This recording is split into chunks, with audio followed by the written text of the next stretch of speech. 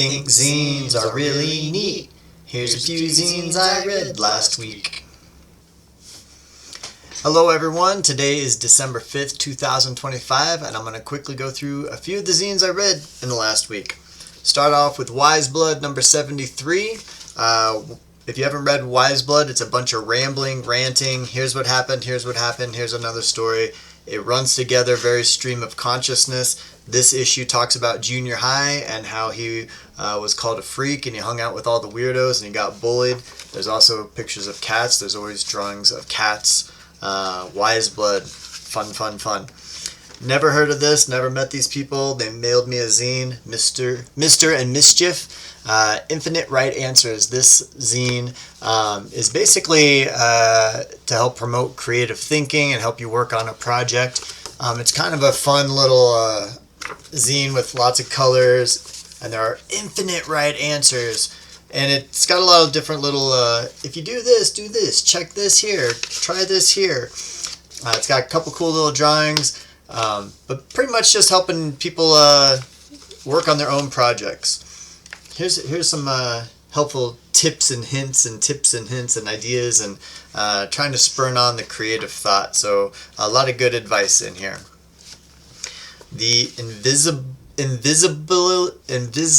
Invisiblizm Manifesto, Malik Diamond, new pen pal of mine. This is all about how phones suck and the internet sucks and AI sucks, and this is promoting the idea of having an event, like let's say a party, where there's no phones, there's no photos, there's no recording, no audio. The only way you know the event happened is if you were there at the event. And in a world where we're constantly posting to Instagram and Facebook and and telling everyone about everything that we're doing, this is like, hey man, try not telling everybody everything you're doing. Which I'm a person who doesn't own a smartphone, so I really related to a lot of this. Yeah, have parties and have fun and look a person in the eye and talk to them. You don't have to post everything on Facebook. Similar thought process of this one. I got a zine called Fuck AI, written by someone named Alan in Japan. No, seriously, fuck AI. This zine basically is explaining all the reasons AI is bad for our world, our culture, our society, for humans, and how AI is really like taking over everything. And it's kind of a scary zine to read because it's like, yeah, AI sucks, but I didn't know it sucked this much, so beware of AI. A friend of mine, pen pal of mine in California, Lucinda Williams, does a zine called Bookshelf Voyeur, where she analyzes and reviews her books that are on her bookshelf at her house. She just reviews books that she owns, and every issue is a different issue. It's a good zine series if you haven't seen it. This is a mini one, which I've never seen her do little one, but this is the mini zine number 13, and it's about little museums and museums of little things. For example, someone that had a collection of pebbles, small little pebbles, and the pebbles had names, and it's just a cute little zine talking about tiny museums and appreciating the little things. You open it up and it's got some pictures of all the stuff it was talking about in the tiny little museums.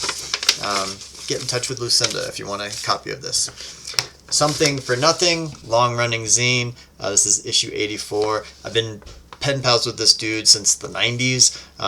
Something for Nothing is free. It is something for nothing. If you write him a letter, he'll send you a zine. He always appreciates postage and money if you want to send it to him, but he doesn't ask for it. This issue, he does a lot of writing and reviewing of music. This particular issue is all about a band called Bracket, who are not my favorite band, but if you like in-depth music reviews, he analyzes every single album that the band put out. Lots of small type. If you have trouble seeing, you need a magnifying glass for this one. Also some beverage reviews. The guy that does this, his name is Itty. Itty always does beverage reviews, like here's the latest kind of root beer soda I enjoy. Also zine reviews, movie reviews, book reviews. The zine comes out a couple times a year.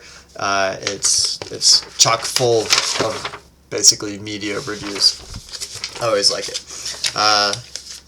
Misophonia, written by someone here in Albuquerque, came out just this year.